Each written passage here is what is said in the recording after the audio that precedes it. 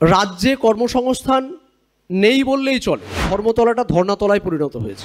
মাথায় ছাদ নেই, পেটে ভাত নেই, যোগ্য চাকরি প্রার্থীরা রাস্তায় বসে আছে। চাকরিগুলো খোলা বাজারে বিক্রি করেছে রাজ্য সরকার। আপার প্রাইমারি 2014 সাল থেকে 2024 সাল পর্যন্ত একজনকেও রিক্রুটমেন্ট করা হয়নি। যা রিক্রুটমেন্ট হয়েছে তার 90% খোলা বাজারে বিক্রি হয়েছে। প্রায় 1760 জন যাদের চাকরি চলে গেছে তারা মেদিনীপুরের বাসিন্দা।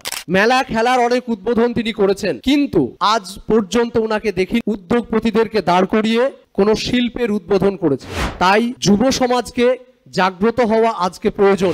ধর্মকে ইস্যু করে রাজনীতিকরণ একটা প্রচেষ্টা চলছিল। দেবাংশু দেবের অংশ, আল্লাহর অংশ বা ইত্যাদি ইত্যাদি। উনি গীতা, কোরআন সমস্ত ধর্মগ্রন্থ থেকে ওনার উন্নয়ন নাকি সবার উপরে। দাদা চা পান নিতে পারছি না, জীবন যন্ত্রণায় কেঁদে উঠছিল বুকটা, স্ট্রোক হয়ে মারা গেছেন। 2017 সাল থেকে 24 সাল পর্যন্ত এই চাকরি প্রার্থী আন্দোলনের নেতৃত্ব দিচ্ছিল।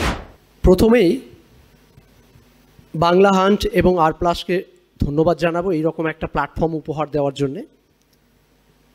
কারণ আজকে পশ্চিমবঙ্গে যে ইস্যুটা নিয়ে আজকে আলোচনাটা চলছে সেই ইস্যুটা খুব প্রাসঙ্গিক। কারণ আমার প্রথম পরিচয় যেটা উনি দিলেন ঋতদা, যে আমি একজন চাকরি প্রার্থী, অর্থাৎ পশ্চিমবঙ্গের যুব সমাজের বা বেকার যুব সমাজের প্রতিনিধি বলতে পারেন। সেই অর্থে দাঁড়িয়ে রাজ্যে কর্মসংস্থান নেই বললেই চলে। শুধুমাত্র এসএসসির ক্ষেত্রে একটা টাইমে রিক্রুটমেন্ট হতো, যেটা আমরা বাম জামানায় দেখেছি বা আগে দেখেছি। কিন্তু এই রাজ্য সরকার আসার পর থেকে আজকে যদি ধর্মতলাটা লক্ষ্য করি তাহলে দেখতে পাবেন ধর্মতলাটা ধর্নাতলায় পরিণত হয়েছে। মাথায় ছাদ নেই, পেটে ভাত নেই, যোগ্য চাকরি প্রার্থীরা রাস্তায় বসে আছে এবং তাদের চাকরিগুলো খোলা বাজারে বিক্রি করেছে রাজ্য সরকার। অর্থাৎ তৃণমূলের মন্ত্রী থেকে আমলা আজ 28 জন এই চাকরি দুর্নীতির দায়ে জেলবন্দি।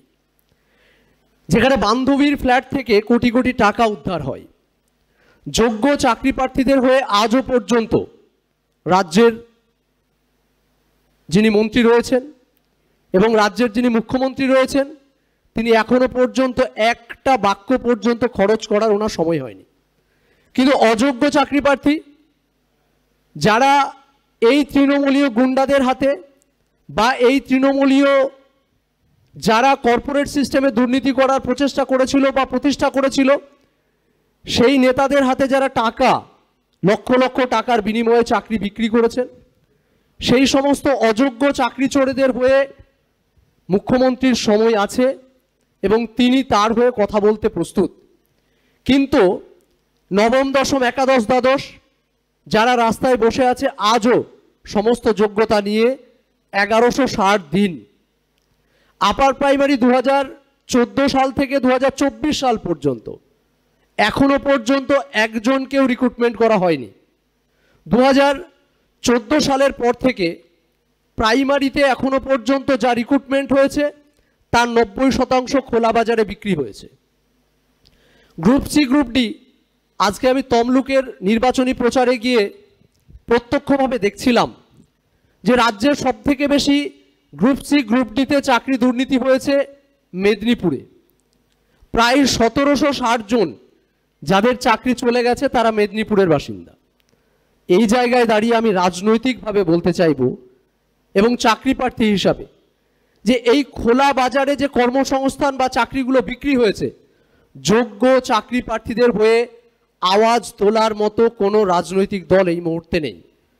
কারণ তারা রাজনৈতিক তরজাতে ব্যস্ত, তাদের মসনদ বা গদি দখলের লড়াইয়ে তারা ব্যস্ত। কিন্তু যোগ্য চাকরি প্রার্থী যারা রাস্তায় বসে আছে, যারা এখনো পর্যন্ত কর্মসংস্থানের অভাবে ভিন্ন রাজ্যে তাদেরকে পরিযায়ী শ্রমিক হিসাবে যেতে হচ্ছে, তাদের হয়ে আওয়াজ তোলার মতো রাজনৈতিক দলগুলো সময় খুব কম। আজকে দেখছিলাম তমলুকে গিয়ে যে সেখানকার যুব সমাজ, এক শ্রেণীর যুব সমাজ, তারা কিন্তু সব পরিযায়ী। ম্যাক্সিমাম পরিবারে একজন দুজন যারা এখনো পর্যন্ত বাইরে কাজের সঙ্গে যুক্ত। আজকে দাঁড়িয়ে দেখছি যে কোনোদিন এই 2011 সালের পর থেকে আজ 2024 সাল পর্যন্ত রাজ্যের মুখ্যমন্ত্রীকে কখনো আমরা দেখিনি। ওনাকে দেখেছি মেলা খেলার অনেক উদ্বোধন তিনি করেছেন, কিন্তু আজ পর্যন্ত ওনাকে দেখিনি আমরা যে কোথাও শিল্পমন্ত্রীকে পাশে দাঁড় করিয়ে, শিক্ষামন্ত্রীকে পাশে দাঁড় করিয়ে, উদ্যোগপতিদেরকে দাঁড় করিয়ে কোনো শিল্পের উদ্বোধন করেছে। তাহলে কর্মসংস্থান রাজ্যে হবে তো হবে কোথা থেকে? আজকে পরিযায়ী শ্রমিক হতে বাধ্য হচ্ছে। একটু আগে বলছিলেন যে যোগ্য যারা রাস্তায় বসে আছে তাদের জন্য এই রাজ্য সরকারের ন্যূনতম দায়িত্ব নেই। তাই যুব সমাজকে জাগ্রত হওয়া আজকে প্রয়োজন। আজকে আমার ব্যক্তিগতভাবে রাজনৈতিক ময়দানে আসার কোনো ইন্টেনশন ছিল না, কিন্তু কোথাও একটা জায়গায় গিয়ে রাজনৈতিকভাবেও প্রতিবাদ করাটা দরকার ছিল, তাই রাজনৈতিক ময়দানে আসা। আর আজকে আমার একজনকে বিশেষ কিছু বলার, যিনি তৃণমূলের প্রতিনিধিত্ব করছেন, তিনি নির্বাচনী প্রচারে এই তমলুক কেন্দ্রে গিয়ে দেখছিলাম তিনি একজন প্রচারক হিসাবে সেখানে গিয়ে ধর্মকে ইস্যু করে রাজনীতিকরণ একটা প্রচেষ্টা চলছিল। দেবাংশু দেবের অংশ, আল্লাহর অংশ বা ইত্যাদি ইত্যাদি।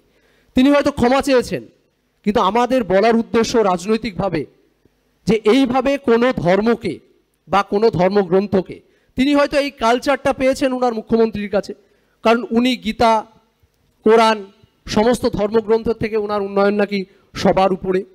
অনুরূপভাবে তিনি হয়তো তার যার প্রচারে গেছিলেন তার হয়ে তিনি বলার চেষ্টা করেছেন, কিন্তু আমাদের বলার উদ্দেশ্য এটা নয়। বলার উদ্দেশ্য পশ্চিমবঙ্গের শিক্ষিত যুব সমাজ আজকে সার্বিকভাবে বঞ্চিত, ভ্রুলুণ্ঠিত তাদের স্বপ্নগুলো। আমার নিজের বন্ধু কয়েকদিন আগে আপনারা টিভি চ্যানেলে দেখিয়েছেন যে স্ট্রোক হয়ে মারা গেছেন, যিনি 2017 সাল থেকে 24 সাল পর্যন্ত এই চাকরি প্রার্থী আন্দোলনের নেতৃত্ব দিচ্ছিলেন। আগের দিন রাত্রে কথা হচ্ছিল, দাদা চা পান নিতে পারছি না, জীবন যন্ত্রণায় কেঁদে উঠছিল বুকটা। সেই জায়গায় দাঁড়িয়ে বলবো আজকে এই মঞ্চ থেকে, আদিম হিংস্র মানবিকতার যদি আমি কেউ হই, স্বজন হারানো শ্মশানে তোদের চিতা আমি তুলবই।